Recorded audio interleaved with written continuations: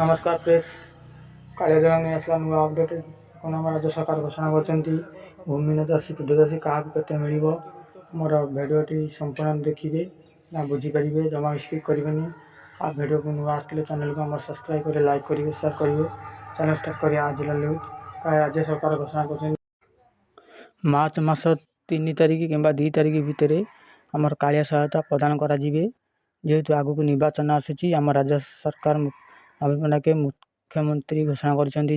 आसंता मार्च मास 3 तारिख कि 2 तारिख दिन आपणकर एकाउंट को डीबीटी माध्यम आधार बेस क्रेडिट होकर कालिया सहायता राशि तेणुक आपण मान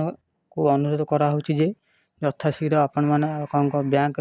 को जाई आपणकर बैंक एकाउंट को टिके चेक करनी जदि आपणकर आधार श्रेणी नथिबो तेणुक आपण कालिया सहायता वंचित रहिबे। यह आम राज्य सरकार घोषणा कर ट्विटर जन जार आधार श्रेणी कि डीबीडी लिंक न बैंक रे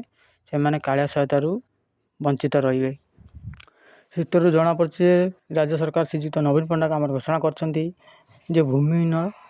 चाषी परिवार को कालिया सहायता प्रदान कर आगु को इलेक्शन आसुवर भूमिहीन चाषी और कृषि श्रमिक परिवार को कालिया सहायता प्रदान करेंगे। 18,88,000 भूमिहीन परिवार कृषि श्रमिक को माछ चाष महू चाष छेली पालन कुकुड़ा पालन इत्यादि 14,500 टका मोट प्रदान करेंगे। 2024-25 26-27 आगे यार कालिया सहायता बढ़ाई दि जाएगी